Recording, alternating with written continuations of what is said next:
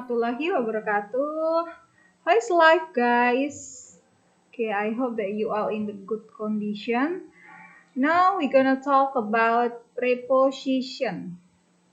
Preposition. Ada yang tahu preposition itu apa? What is the preposition? Okay, preposition itu adalah kata depan ya. Kalau kita biasa belajar ada di, ke, dari. Nah, seperti itu. Itu namanya preposition dalam bahasa Inggris. Jadi preposition of place. Nah, di mana menunjukkan letak tempat tersebut. Oke, the next. Nah, ini yang paling kita perlu ketahui. Ini ada beberapa preposition yang sering sekali kita temui. Yang pertama ada in, on, under, in front of, behind, ada juga next to, between. Jadi ini kalau seperti anak kecil ya, kalau anak kecil itu ada gerakannya. Jadi kalau in, on, under, nah ada lagunya. Ini kalau in itu di dalam, jadi menuju ke dalam. On itu di atas, tepat di atas. Under itu di bawah. Kemudian kalau next to itu setelah, kemudian behind itu di belakang, in front of di depan, between itu di antara dua. Baik. Kita langsung ke pembahasannya one by one. Oke, untuk yang pertama itu ada in. In itu di dalam, in. Kemudian, jadi kalau ada box, di dalamnya ada benda, nah itu di dalam, itu namanya in. Kemudian ada lagi on. On itu menyentuh permukaan sesuatu, jadi on the floor, on the table. Jadi on itu di atasnya pas. Contohnya on the head, jadi dia di atas kepala, ya di atasnya pas. On the table berarti dia di atas nempel dengan permukaan. Nah, itu namanya on. Kemudian ada lagi under. Under itu di bawahnya. Nah, itu kita menyebutnya under. Kemudian ada next to. Next to itu di sebelah. In front of itu di depan. In front of the office. In front of the class. Nah, itu di depan kelas, di depan office atau kantor. Kemudian ada behind. Behind itu di belakang. Jadi di belakangnya atau di balik kita. Behind. Kalau di gerakannya behind, ke belakang. Jadi kalau behind itu artinya adalah di belakang. Kemudian ada between. Between itu kalau kita gerakan seperti ini ya. Ingat-ingat tangan kita dua di samping kepala, ini namanya between. Jadi between itu di antara dua objek ya. Nah, ini dua objek itu between. Nah, ini perlu di-revise ya. Jadi di antara atau dua objek ya, itu namanya between. Oke, the next ada, nah ini above atau over.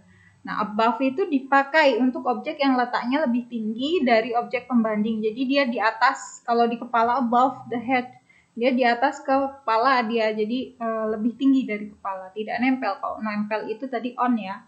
Kemudian ada approach. Approach itu di atas, dipakai jika sedang berada di dalam pesawat. Nah, ini ya, kalau dalam pesawat itu digunakan approach. Kemudian against itu menempel. Nempel di mana nih? Against. Kemudian ada along. Along itu sepanjang. Along the street. Jadi sepanjang jalan. Ada alongside. Alongside itu di samping. Kemudian ada amidst. Amidst itu dikelilingi oleh. Kemudian ada lagi among. Among itu di antara atau dikelilingi. Jadi tadi kan kalau between itu di antara dua. Kalau lebih dari dua kita bilangnya among ya. Jadi banyak, dikelilingi oleh banyak atau berada di tengah-tengah yang banyak itu. Kemudian ada around. Around itu adalah pada semua sisi sesuatu atau seseorang. Jadi sisi ya. Itu kita menggunakannya around. Kemudian ada at. At itu untuk menyatakan tempat atau posisi seseorang. Jadi bisa at home gitu. Itu bisa dipakai. Kemudian away from, jauh dari. Beside itu di samping. Kemudian ada below. Below itu di bawah. Below. Kemudian di bawahnya lagi below ada beneath. Beneath itu di bawah, lebih rendah daripada si below tadi. Di bawah, agak ke bawah banget. Nah, itu kita pakainya beneath. Kemudian by itu di dekat. Kemudian ada inside. Inside itu di dalam. In front of, kita biasa menyebutnya in front of. Seperti itu. Jadi pengucapannya in front of. Itu kalau pengucapan yang biasa digunakan ya. Itu artinya di depan. Kemudian ada in the middle of. In the middle of. Kemudian ada near. Near itu dekat dengan. Oke, kemudian the next ada on. Nah, ini on yang tadi ya.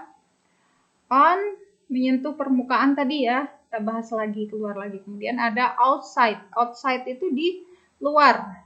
Over di atas. Konteks objek yang menutupi benda lain. Kemudian ada round. Round mengelilingi. Under di bawah sesuatu. Ada underneath. Underneath itu letak benda yang berada pada posisi di bawah benda lain. Khususnya menjadi tersembunyi atau tertutupi. Ketutupan ya. Itu underneath. Nah, ini ya contohnya in. Ini nih ya. Yang sering kita gunakan nih ya. Biasanya itu adalah in. I live in Lampung. Nah, ini bisa menunjukkan bahwa sesuatu di atau berada di dalam sebuah tempat. She put her drinks in the refrigerator. Dia meletakkan minumannya di kulkas. My cat sleeps in the box. Kucingku tidur di kotak. Oke, the next ada on. On itu di permukaan ya. Contohnya nih.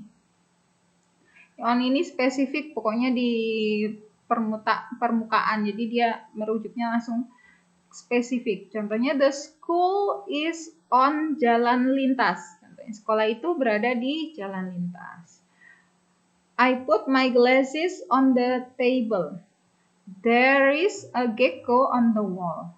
Contohnya ya, ada seekor cicak di dinding.